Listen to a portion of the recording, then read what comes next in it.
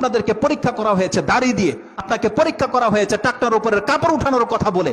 আল্লাহ সুবহানাহু ওয়া তাআলা যদি আমাদেরকে রাজা বাদশার মতো ওই জমিনে হেঁচড়ে কাপড় পরাতে পারে জান্নাতে, দুনিয়াতে আমাদের জন্য এলাও করতে পারতেন না? পারতেন। কিন্তু সামান্য 4 আঙ্গুল কাপড়কে আল্লাহ সুবহানাহু ওয়া তাআলা জান্নাত জাহান্নামের মাপকাঠি করে দিয়েছে, মাত্র 4 আঙ্গুল কাপড়।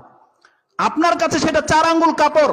রাসূল সাল্লাল্লাহু আলাইহি ওয়াসাল্লাম বলেছেন এই 4 আঙ্গুল কাপড় প্রত্যেকটা ব্যক্তিকে জাহান্নামে ফেলে দেবে যার টাকটার নিচে ঝুলবে।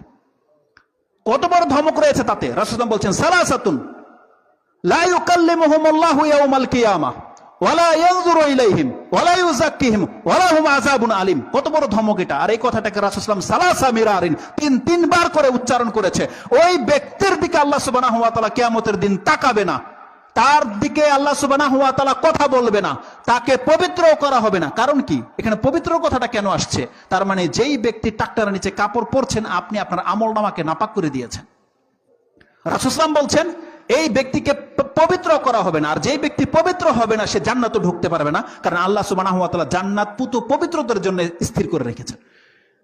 আবু যার রাদিয়াল্লাহু তাআলা বলছেন খাবা ওয়া খাসিরু ইয়া রাসূলুল্লাহ মানহুম, ধ্বংস হোক তারা, বা তারা তো লাঞ্ছিত হয়ে গেল ইয়া রাসূল। আপনি তিনবার করে বলছেন তারা কারা?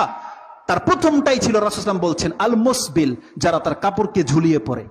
যেই ব্যক্তির কাপড় টাকনার নিচে চলে গেছে এই ব্যক্তি হচ্ছে একজন যাকে আল্লাহ সুবহানাহু ওয়া তাআলা কিয়ামতের মাঠে তার দিকে তাকাবে না, তার সাথে কথাও বলবে না।